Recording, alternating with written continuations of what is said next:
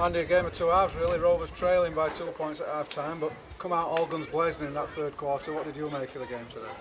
Yeah, I thought overall we were in the ascendancy. We were quite the dominant team, and just some things didn't stick for us. Maybe a final pass in the first half. I thought our defence was outstanding, and to let 3 tries in from sort of individual errors really, and a poor defensive read got Dewsbury into the game. And we talked about it before the game. If you give teams a leg up, or you let them dip the toe in, and you give them half a chance, they'll take it. So we made it difficult for ourselves in the first half.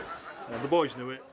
Second half we talked about sticking to the structure and our game plan, and when we get the ball, not giving them a chance to come into our half, but when we get the ball, working real hard on finishing our sets well, and I think they showed that in the second half. Still not 100% happy with everything, but it was a big improvement in the second half to the first. And were you happy with the new right-wing partnership, Jason Crooks, Ben Blackmore? 2 tries for Ben Blackmore on debut. How did that go for you? Yeah, I thought Ben played very well, and Jason could have had a couple himself, got 1 disallowed, maybe 2, and a couple of errors and some missed passes. Although our execution all day was a little bit off from our halves and our dummy half as well, so a little bit to work on there. But I thought the guys who come in the team put a real good show on for us, and you could see that Danny Bridge on that right hand side, Jason Crooks and Ben Blackmore have obviously not played a lot of games recently because they were blowing a little bit in the second half, which we need to fix up. And talking of half-backs, it does look like you're searching for your best partnership there, but a word for Andy Kane, who scored an hat-trick today, and he's gone ahead of Paul Newell, and he joins Ken Kelly as being 4th on the Rovers all-time try-scoring list.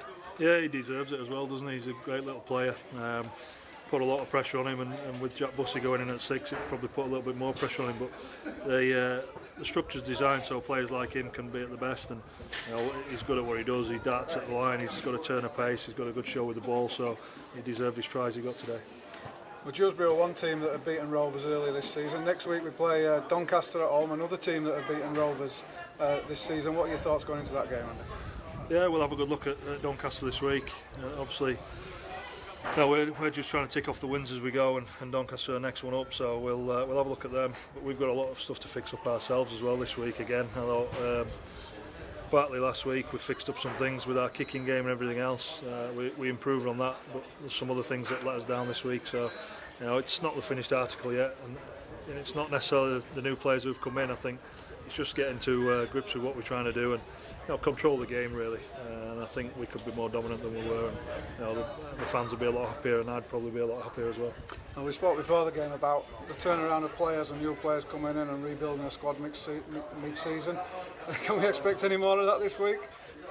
Possibly, yeah. Possibly. I mean, it's not that we aren't looking, and if good players become available, we're in a position to strike for them. So it'll be the right fit for Featherstone, really. Credit to the players that were out there today. They give everything, and again, I'll mention James Lockwood. I thought he was outstanding again, and there's some real good players out there. But if the right player comes along and he meets our expectations and he wants to come and play for the club, then I'll never say never. Cheers, Andy. No worries.